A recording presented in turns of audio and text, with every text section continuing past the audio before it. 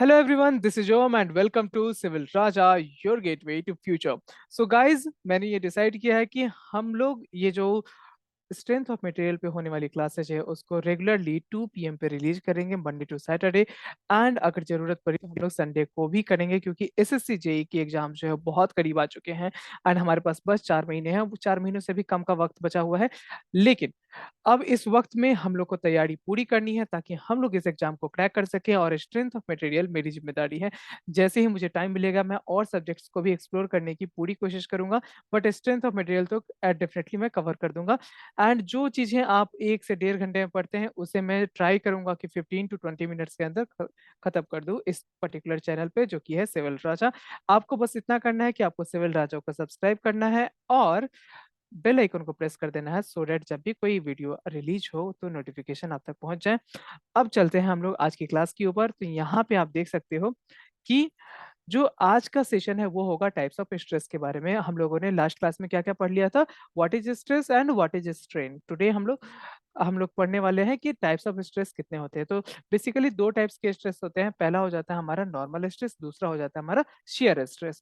Normal stress को हम लोग रिप्रेजेंट करते हैं सिग्मा से, शेयर स्ट्रेस को रिप्रेजेंट करते हैं टाउ से। नॉर्मल स्ट्रेस का डिफिनेशन क्या होगा, नॉर्मल मतलब क्या होता है, परपेंडिकुलर। तो डेफिनेटली है it acts normal to the plane और द सेक्शन। अभी हम लोग डायग्राम की मदद से इसको और अच्छे से समझेंगे। तो मुद्दे की बात बस इतनी है कि जो नॉर्मल स्ट्रेस है वो हमारा किसी भी प्लेन या सेक्शन पे परपेंडिकुलर एक्ट करता है। इसे समझने के लिए कुछ इस तरीके से देख सकते हैं कि आपका मान लो कि ये पर्टिकुलर प्लेन है, तो इस पे अगर हमारा स्ट्रेस इस डायरेक्शन में एक्ट कर रहा हो, तो यानी कि परपेंडिकुलर डायरेक्शन में एक्ट कर रहा हो, तो वो हमारा हो जाता है नॉर्मल स्ट्रेस। और उसी तरीके से अगर हमारे ये पैरेलल डायरेक्शन में एक्ट कर रहा हो, यानी कि ये हमारा प्लेन है और इसी डायरेक्शन में हमारा स्ट्रेस भी एक्ट कर रहा हो, तो उसे हम लोग कहेंगे शेयर स्ट्रेस। ओके, तो अभी डायग्राम की मदद से इसको और समझते हैं और डिफिनेशन को भी देख लेते हैं। तो यहाँ पे आप देख सकते हैं कि शेयर स्ट्रेस का मतलब क्या होता है कि it acts along the plane और सेक्शन। तो अलोंग द प्लेन का मतलब क्या हो जाता है कि प्लेन के पैरेलल या प्लेन के अलोंग, दोनों एक ही बात हो जाती है। इसको रिप्रेजेंट करते हैं टाउ से। अभी हम लोग डायग्राम को देखेंगे तो यहाँ पे हमारे पास एक डायग्राम है, और इस डायग्राम में आप क्या देख रहे हैं कि ये हमारा एक बीम है जिसमें कि एक सेक्शन कट किया गया है कुछ इस तरीके से, राइट। तो इस सेक्शन में एक ग्रेन ले लिया, कल मैंने ग्रेन के कॉन्सेप्ट को एक्सप्लेन कर दिया था। अगर आपने वीडियो नहीं देखी है तो आप जाके हमारे चैनल पे उस वीडियो को देख सकते हैं और उसको रिवाइज कर सकते हैं, क्योंकि बार बार एक ही चीज को यहाँ पे एक ही कॉन्सेप्ट को इस पर्टिकुलर चैनल पे नहीं बताया जा सकता, अदरवाइज रिवीजन नहीं हो पाएगा।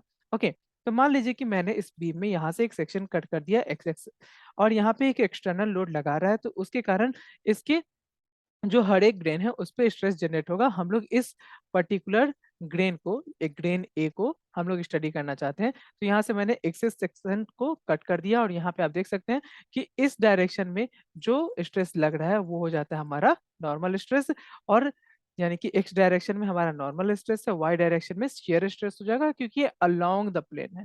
Then again along the plane एक और डायरेक्शन है जो कि है जेड डायरेक्शन, तो वह भी हमारा हो जाएगा शेयर स्ट्रेस। ओके, तो इसको हम लोग कैसे रिप्रेजेंट करेंगे, सिग्मा एक्स, यहाँ पे आप लिख सकते हो सिग्मा एक्स। ओके, बाकी को क्या लिखेंगे, tau Y tau Z. Okay, तो इस तरीके से हम लोग समझते हैं। नेक्स्ट हो जाता है कि अब नॉर्मल स्ट्रेस के भी 3 टाइप होते हैं। क्या होता है, एक्सियल स्ट्रेस, बियरिंग स्ट्रेस और बेंडिंग स्ट्रेस। अब एक्सियल स्ट्रेस को समझने से पहले हमें समझना पड़ेगा कि एक्सियल फोर्स क्या होता है। ओके, तो एक्सियल फोर्स क्या होता है, it is an axial force, like it is a force acting, axial force नहीं लिखेंगे, it is a force acting along the longitudinal axis of the structural member। suppose ये आपका एक structural member है, एक बीम मान लेते हैं यहाँ पे, ये हमारा इसका लॉन्गिट्यूडनल एक्सिस हो जाएगा, राइट। तो इस डायरेक्शन में जब भी कोई फोर्स लगेगा तो वो क्या हो जाएगा, हमारा एक्सियल फोर्स हो जाएगा। और उसके लिए मान लीजिए ये दोनों डायरेक्शन इस तरीके से लग रहा है, तो ये हमारा क्या हो जाएगा, कंप्रेसिव एक्सियल फोर्स हो जाएगा। और यही अगर हमारा इसको टेंशन में फोर्स दे रहा है, यानी कि P1 यहाँ पे टेंशन में फोर्स दे रहा है, तो वो हमारा टेंसाइल एक्सियल फोर्स हो जाएगा। यानी कि P जो है वो दोनों साइड से इसको प्रेस कर रहा है, तो क्या हो गया हमारा कंप्रेसिव एक्सियल फोर्स।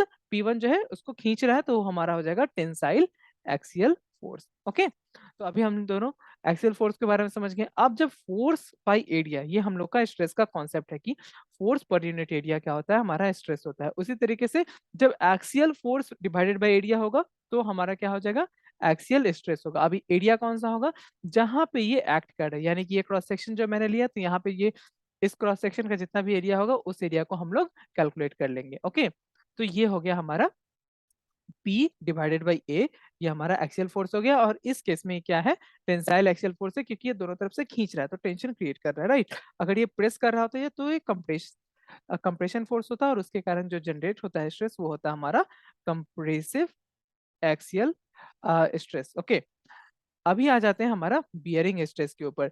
तो जैसे कि हम लोग का तीन टाइप का स्ट्रेस है, पहला है एक्सियल स्ट्रेस, दूसरा है हमारा बियरिंग स्ट्रेस, एंड तीसरा है हमारा बेंडिंग स्ट्रेस। ओके, तो बियरिंग स्ट्रेस के ऊपर आते हैं। It is a type of compressive stress stress which arises when a body is supported by another body. यहाँ पे इसको समझने के लिए एग्जांपल लेते हैं कॉलम और फुटिंग का। आप लोगों ने कहीं ना कहीं कंस्ट्रक्शन होते तो देखा होगा, तो वहां पे आपने देखा होगा कि कॉलम है, कॉलम के नीचे फुटिंग होता है, राइट।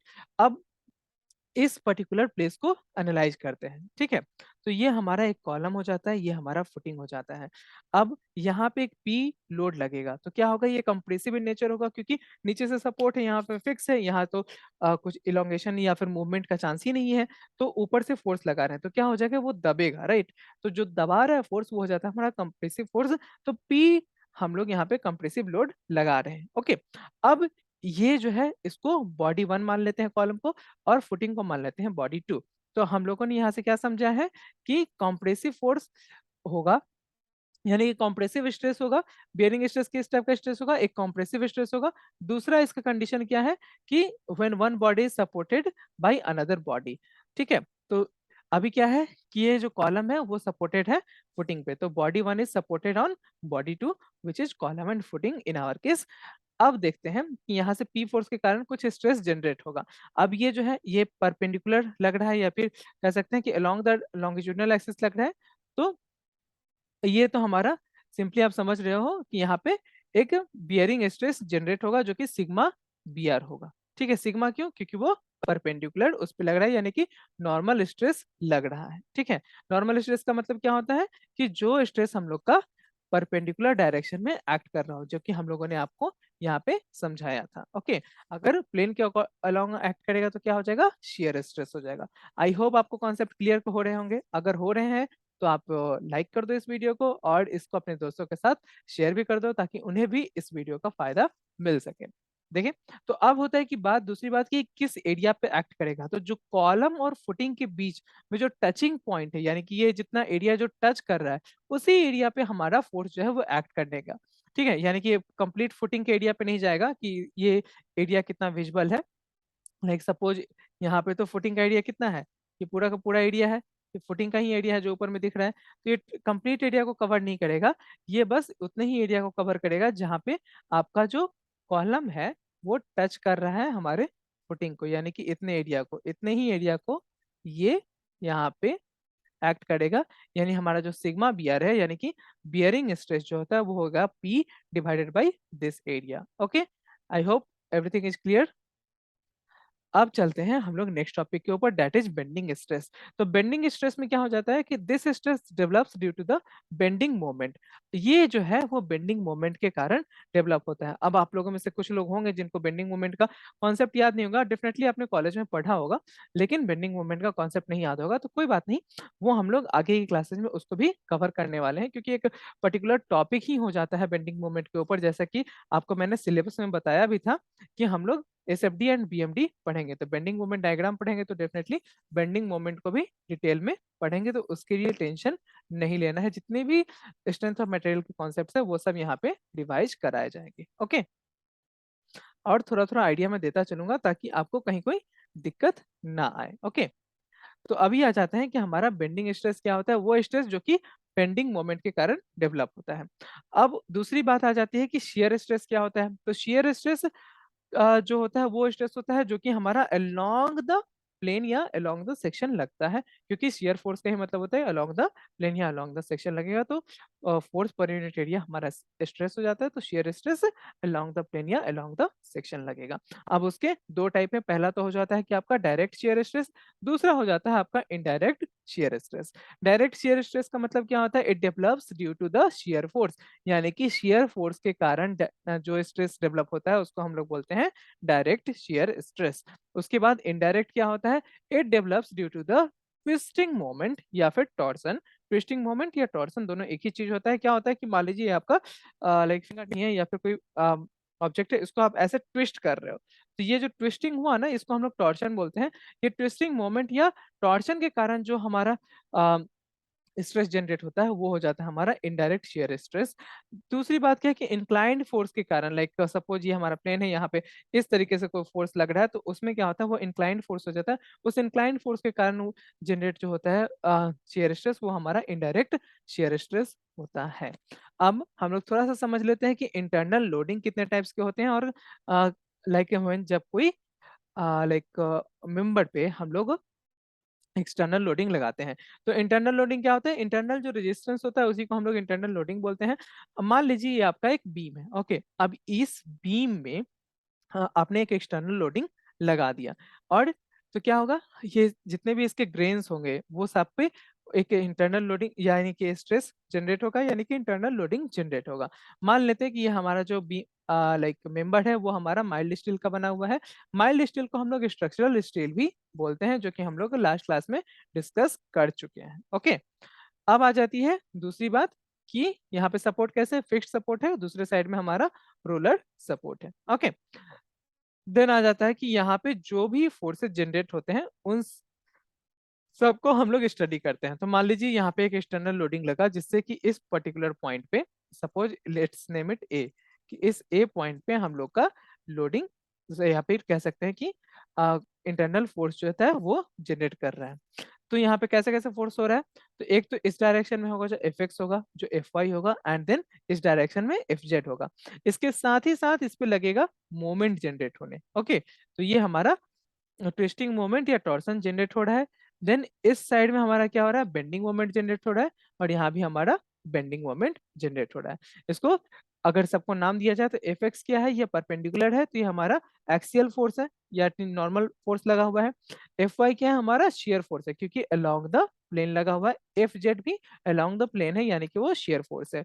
अगर बात की जाए मोमेंट की, तो क्या हो जाता है कि एम एक्स जो है वो ट्विस्टिंग मोमेंट है, क्योंकि इस डायरेक्शन में फोर्स लग रहा है, ऐसे घूम रहा है, तो ये ट्विस्ट कर रहा है, तो ये हमारा ट्विस्टिंग मोमेंट या टॉर्सन हो गया। बेंडिंग मोमेंट क्या हो जाता है, मान लो कि ये हमारा ये एक ऑब्जेक्ट है जहां पे फोर्स लगा, तो इसके कारण ये ऐसे बेंड हो जा रहा है, ठीक है, या फिर इधर से फोर्स लगा तो ऐसे बेंड हो जा रहा है, तो ये जो बेंड कर दे रहा है, तो इसलिए ये बेंडिंग मोमेंट हो गया। अगर ये बेंड करने की जगह हमारा ट्विस्ट कर रहा होता है, जैसे कि सपोज इस डायरेक्शन में फोर्स लग रहा है, तो क्या होगा, ये ऐसे घूम जाएगा, ट्विस्ट कर जाएगा, तो ये हमारा ट्विस्टिंग मोमेंट हो जाता है। यहाँ पे बेंड हो रहा है, इसलिए वाई डायरेक्शन में बेंड हो जाएगा, इसलिए बेंडिंग मोमेंट है।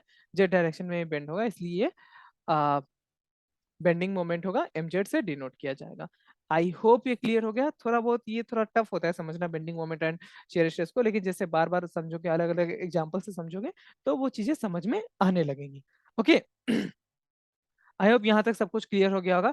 दूसरी बात कि नोट करने वाली पॉइंट क्या है कि external loading develop 6 internal loadings at each section but of different magnitude. अब जरूरी नहीं है कि ये सबका मैग्नीट्यूड जो होता है वो सेम हो, लेकिन जो ये एक्सटर्नल लोडिंग होता है उसके कारण हमारे पास 6 इंटरनल लोडिंग जनरेट होता है। कौन कौन सा इंटरनल लोडिंग है, F X, F Y, F Z, M X, M Y, M Z, जिसको कि एक्सियल फोर्स, शियर फोर्स है, ट्विस्टिंग मोमेंट है और बेंडिंग मोमेंट है। ठीक है, तो ये 6 टाइप का जो हमारे पास like complete internal loading generate होता है जब भी कोई एक्सटर्नल फोर्स लगाते हैं कहीं पे भी। तो उसके अंदर कोई भी एक सेक्शन कट करेंगे तो वहां पे हमारा 6 इंटरनल लोडिंग जनरेट होगा। तो ये हमारा 1 नंबर का क्वेश्चन बन सकता है, यानी कि एक 1 मार्क क्वेश्चन या 2 मार्क क्वेश्चन बन सकता है। External loading develop 6 internal loading at each section but of different magnitude. At each section magnitude of different internal magnitude of internal loading will be different. एक ही बात है। नेक्स्ट आ जाता है कि state of stress at a point in 3D। तो state of stress क्या हो जाता है, जब हम लोग को किसी भी 3D में यानी कि 3 डायमेंशन में हम लोग को किसी पॉइंट पे स्टेट ऑफ स्ट्रेस निकालना है, तो स्टेट ऑफ स्ट्रेस के बारे में हम लोग थोड़ा-सा समझते हैं। ये एक थोड़ा-सा कॉम्प्लेक्स होगा, तो आप लोग इस बात को ज़रा ध्यान से समझिएगा और इस पे भी क्वेश्चन बनते हैं, तो इससे भी इस पर्टिकुलर पॉइंट को भी समझते हैं। मान लीजिए हमारा कंप्लीट एक ऑब्जेक्ट है जो कि हम लोगों ने 3D में बनाया है। लेट्स से ये एक बीम है जहाँ पे एक पॉइंट ले लिया है, पॉइंट ए। उसके बाद इस पॉइंट से हमने क्रॉस सेक्शन कट किया है, बिल्कुल वैसे ही जैसे हम लोगों ने प्रीवियस एग्जांपल में क्रॉस सेक्शन को कट किया था, ठीक है? तो अभी यहाँ क्रॉस सेक्शन कट हो गया है। अब हम लोग इस पॉइंट को ही ज़ूम इन कर देते हैं कि इस ए पॉइंट को एकदम बहुत ज़्यादा ज़ूम करने के बाद देखते हैं, तो क्या होता है? तो यहाँ पे हर एक जगह पे हम लोग को अलग-अलग टाइप का स्ट्रेस जनरेट होगा। जैसे कि यहाँ पे ये हमारा एक्स प्लेन है। एक यहाँ पे 3 प्लेन होता है ना, एक्स एक्सिस है, वाई एक्सिस है, जेड एक्सिस है। ये हमारा पॉजिटिव एक्सिस है, ये पॉजिटिव वाई एक्सिस है, ये पॉजिटिव जेड एक्सिस है। पीछे में क्या हो जाएगा? नेगेटिव जेड एक्सिस, नीचे में क्या होगा? नेगेटिव वाई एक्सिस और इस साइड में लेफ्ट साइड में क्या हो जाएगा? Negative x axis. ओके, अभी हम लोग आ जाते हैं यहाँ पे। तो यहाँ पे आप देख सकते हो कि इस पर्टिकुलर डायरेक्शन में क्या हो जाएगा? एक्स प्लेन में कि हमारे पास एक स्ट्रेस लगेगा सिग्मा एक्स एक्स। अभी आपको समझ में आ गया होगा ये सिग्मा क्यों है? क्योंकि ये नॉर्मल स्ट्रेस है। टाउ क्यों है? क्योंकि ये शियर स्ट्रेस है। अब यहाँ पे जो एक्स एक्स है यानी कि डबल लिखा हुआ है उसका भी एक नोटेशन है। क्या नोटेशन है? कि जब हम लोग पहला एक्स लिख रहे हैं तो वो डिनोट करता है हमारे प्लेन को कि किस प्लेन में हमारा स्ट्रेस पड़ रहा है। दूसरा जो एक्स है वो हमारा डिनोट कर रहा है डायरेक्शन को। अब यहाँ पे समझेंगे कि सिग्मा एक्स एक्स का मतलब है कि एक्स प्लेन में जो कि हमारा ये वाला प्लेन है, ये एक्स प्लेन में हम लोग एक्स डायरेक्शन में जो स्ट्रेस है उसकी बात कर रहे हैं, इसलिए सिग्मा एक्स एक्स है। अब एक्स प्लेन में वाई डायरेक्शन में यानी कि ऊपर के डायरेक्शन में है और ये क्या हो जाएगा हमारा शेयर स्ट्रेस हो जाएगा, इसलिए हम लोग इसको टाउ एक्स वाई लिखेंगे। उसी तरीके से जेड डायरेक्शन में है तो टाउ एक्स जेड लिखेंगे। इसी तरीके से हम लोग तीनों प्लेन पे ये सारे स्ट्रेसेस को लिखते हैं। तो ऑन टोटल कितना हो जा रहा है हमारे पास? 9 स्ट्रेस हो जा रहे हैं। और स्ट्रेस क्या है पॉजिटिव फेसेज पे? हम लोग सिर्फ पॉजिटिव फेसेज की बात करना है, नेगेटिव फेसेज पे भी उतने ही स्ट्रेस होंगे। क्या-क्या है? सिग्मा एक्स एक्स ये हमारा हो गया। उसके बाद सिग्मा वाई वाई जो कि ये हो गया, ये वाई प्लेन में परपेंडिकुलर स्ट्रेस लग रहा है इसलिए सिग्मा वाई वाई है। देन हमारा सिग्मा जेड जेड हो जाता है। ओके, देन हमारा होता है टाउ एक्स वाई यानी कि वाई डायरेक्शन में लगेगा और एक्स प्लेन में लगेगा। टाउ वाई एक्स यानी कि वाई प्लेन पे लगेगा लेकिन एक्स डायरेक्शन में लगेगा यहाँ पे। उसके बाद आ जाता है टाउ जेड एक्स यानी कि जेड प्लेन पे लगेगा लेकिन एक्स के डायरेक्शन में लगेगा, तो ये हमारा हो गया टाउ जेड एक्स। ओके, तो आपको ये सारी चीजें क्लियर हो रही होंगी। अगर हो रही हैं तो लाइक कर दीजिए, नहीं हो रही हैं तो कमेंट कर दीजिए। ओके, देन आ जाता है हमारा tau x Z, tau Y Z और टाउ जेड वाई। अब इसको हम लोग रीअरेंज करके भी लिखेंगे और कैसे करते हैं वो मैं आपको बताता हूँ। ओके, तो यहाँ पे आप देखेंगे कि नोट में हम लोग एक पॉइंट लिख सकते हैं कि number of stresses which exist on a particle in 3D is 9। Okay, यहाँ पे 9 लिख सकते हैं। दूसरा बात है कि स्ट्रेस का टेंसर बनाना होता है, तो इसको एक मैट्रिक्स फॉर्म में जो हम लिख लेते हैं सारे स्ट्रेस को, तो वही हम लोग बोलते हैं स्ट्रेस टेंसर। तो सिग्मा एक्स एक्स उसके बाद लिखेंगे, इसको कुछ इस तरीके से लिखिएगा तो याद रहेगा। सिग्मा एक्स एक्स क्या होता है समझ में आ गया, सिग्मा वाई वाई उसके बाद सिग्मा जेड जेड। उसके बाद हम लोग डायरेक्शन वाइज लिख देंगे। पहले एक्स डायरेक्शन को लिख देते हैं, फिर हमारे वाई डायरेक्शन को लिख देते हैं, फिर जेड डायरेक्शन में जो भी है उसको लिख देते हैं। तो सिग्मा एक्स एक्स के अलावा क्या है? Tau x y, tau x z. Then x direction में और क्या है? टाउ वाई एक्स और tau z x. Y direction में क्या है? Tau Z y. और जेड डायरेक्शन में क्या है? Tau Y Z. ओके, तो इस तरीके से आप इसको समझेंगे। नहीं अगर समझ में आता है तो आप मुझे कमेंट में बता देंगे, मैं इसके लिए एक डिटेल्ड वीडियो बना दूंगा जहाँ पे खुद से ड्रॉ करके बताऊंगा चीज़ों को। एक्चुअली मेरे पास ग्राफिक टैबलेट नहीं है अभी अवेलेबल, तो नहीं तो मैं ड्रॉ करके बता देता और माउस से ये चीज़ें ड्रॉ अच्छे से हो नहीं पा रही है। ओके, इसलिए मैं पहले से नोट्स बना के लाता हूँ ताकि टाइम भी सेव हो जाए और हम लोग आगे बढ़ भी पाएँ। ओके गाइज़, अगर आपने अभी तक चैनल को सब्सक्राइब नहीं किया है तो प्लीज़ चैनल को सब्सक्राइब करके उसका बेल आइकन प्रेस कर दीजिए। डेली 2 पीएम में आपको ये वीडियो जो है स्ट्रेंथ ऑफ मटेरियल पे मिलती रहेंगी। नेक्स्ट आ जाते हैं हम लोग अपने 2D पे। ओके, तो यहाँ पे क्या हो जाता है कि number of element which exist on a particle in 2D। तो 2D में क्या हो जाता है कि हमारा मान लीजिए ये एक प्लेन है तो यहाँ पे क्या होगा, सिग्मा एक्स एक्स है क्योंकि इस डायरेक्शन में परपेंडिकुलर डायरेक्शन है तो ये नॉर्मल स्ट्रेस लगेगा। एक्स हमारा प्लेन है, देन ये वाला एक्स हमारा डायरेक्शन है। अब ये इसमें क्या हो जाएगा, एक्स हमारा प्लेन है, देन हम वाई हमारा क्या है, डायरेक्शन है, और क्योंकि ये वाई जो है वह अलोंग द प्लेन है तो हमारा ये क्या हो जाएगा, टाउ एक्स वाई हो जाएगा। उसी तरीके से यहाँ पे सिग्मा वाई है और यहाँ पे टाउ वाई एक्स होगा, ये वाई जेड नहीं होगा, इसको करेक्ट कर लेना है, टाउ वाई एक्स हो जाएगा। ठीक है, तो हमारे पास ऑन टोटल कितना हो गया मैट्रिक्स में, sigma x x sigma y y, then हम लोग का रिमेनिंग एक्स डायरेक्शन में क्या है, टाउ वाई एक्स, और वाई डायरेक्शन में क्या है, टाउ एक्स वाई। तो इतना ही हम लोग के पास एग्जिस्ट करता है, यानी कि number of elements which exist on particle in 2D। Number of elements ना होके ये नंबर ऑफ स्ट्रेस होगा। Okay, so number of stress which exist in on a particle in 3D is 9, number of stress which exist on a particle in 2D is 4। मैं notes में correct करके आपको कल show कर दूंगा, ये हमारा एलिमेंट्स ना होके यहाँ पे स्ट्रेस होगा। Okay, okay guys, so that was all for today session. Keep learning, keep practicing, और जितना हो सके इस वीडियो को शेयर कीजिए ताकि आपके दोस्त भी इसके साथ बेनिफिट हो पाए। एंड आई होप सबको ये क्लासेज फ्रूटफुल लग रही होंगी एंड टाइम का वाइज यूज हो रहा होगा। So keep revising, all the best, thank you.